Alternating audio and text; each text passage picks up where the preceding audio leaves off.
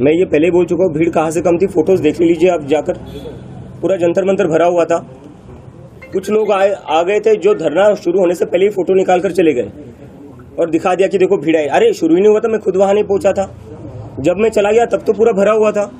और किस को पाकिस्तानी कहोगे आप? स्टूडेंट्स को पाकिस्तानी कहोगे, मुझे पाकिस्तानी कहोगे, अपोजिशन को पाकिस्तानी कहोगे, आप जैसे पत्रकारों को पाकिस्तानी कहेंगे जो सरकार से सवाल पूछते हैं। तो भारतीय है कौन, इंडियन है कौन? बस IT सेल वाले। क्या लगा रखा है इस देश में?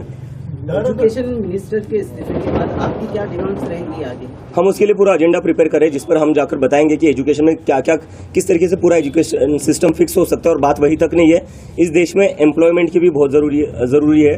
हम देख रहे हैं 10-12 साल में, जो पिछले 10-12 साल में जो इंडिया का पॉलिटिक्स रहा है, हिंदू मुस्लिम कर रहे हैं। उस हिंदू मुस्लिम से किसी को जॉब नहीं मिल रही है, उस हिंदू मुस्लिम से किसी की एग्जाम अच्छी नहीं जा रही है। तो वो सारा फोकस बदलना पड़ेगा, सरकार का जो प्रायोरिटी वो बदलना पड़ेगा, फोकस बदलना पड़ेगा। जब एम्प्लॉयमेंट की बात होगी, जब एजुकेशन की बात होगी, तब कहाँ जाकर देश सच में प्रोग्रेस कर सकता है। नियर बाय कंट्री से मैं कंपेयर नहीं करना चाहूँगा, क्योंकि मैं देख रहा हूँ कि एक इकोसिस्टम है, सरकार का एक नैरेटिव चल रहा है जो बार बार बांग्लादेश में जो हुआ, नेपाल में जो हुआ, उससे हमें कंपेयर करके बोले जा रहे हैं कि ये लोग देश में तबाही मचाना चाहते। कल देख लिया, कल जंतर मंतर पर पूरा भरा हुआ था, इतनी भीड़ थी, कहीं पर भी कुछ नहीं हुआ, एकदम शांतिपूर्ण तरीके से प्रदर्शन हुआ। कल हमने दिखा दिया है कि ये प्रदर्शन हम शांतिपूर्ण तरीके से ही करेंगे और करके दिखाया है हमने। और आगे जाकर इससे भी बड़ा प्रदर्शन होगा जो पूरा शांतिपूर्ण होगा। बिल्कुल होगा, मैं जल्दी तय करूंगा उसका। राजनीतिक पार्टी के लोगों से, बड़े नेताओं से कोई बातचीत हुई है इस बारे में? बिल्कुल नहीं, किसी से मिलने बिल्कुल नहीं, कोई आपसे मिलने वाला? मैं सीधा अपने घर पर आया हूँ। एयरपोर्ट से मैं गया जंतर मंतर से मैं गया एयरपोर्ट, मुंबई लैंड हुआ, सुबह यहाँ पहुंचा, सुबह बाय रोड में यहाँ पहुंचा। अगर कोई इच्छा व्यक्त करता है आपसे मिलने की या आगे बात करने की तो? नहीं, ये जैसे ही मैंने पहले बताया, ये पूरा मूवमेंट जो है वो युवाओं का मूवमेंट है, इट्स फॉर द जेन जी। और उन लोगों का सभी पार्टियों से भरोसा उठ चुका है।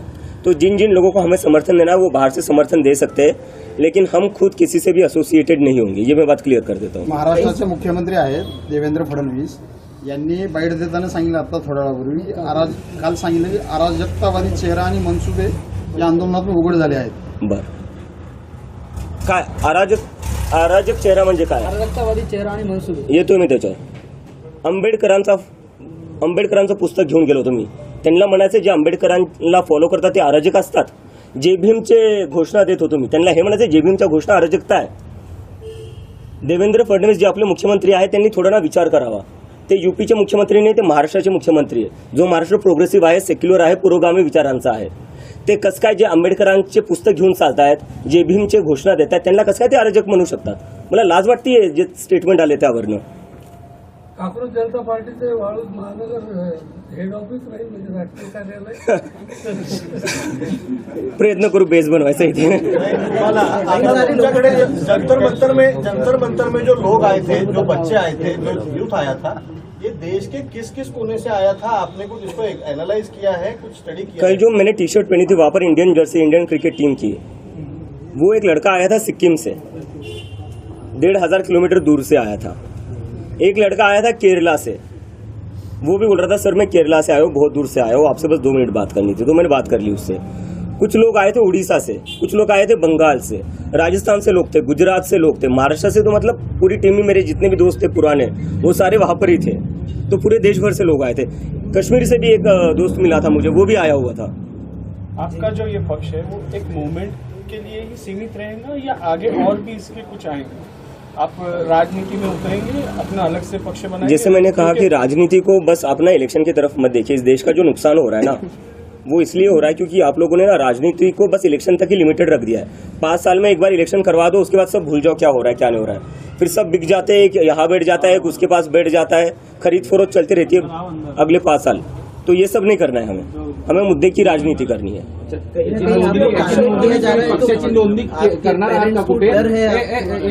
ना कहीं आपको टारगेट कर रहे हैं, तो आपके पेरेंट्स को भी डर है कि आपको कहीं जेल में?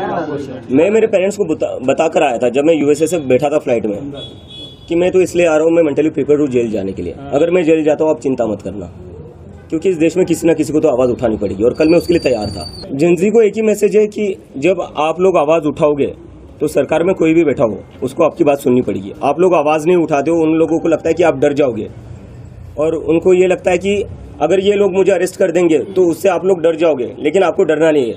अगर जेल में जाने की बात आई, मैं खुद जेल चला जाऊंगा, आप लोगों को जेल में जाने की जरूरत नहीं है। लेकिन मैं बस एक चीज चाहता हूँ, आप लोग आवाज उठाते रहो।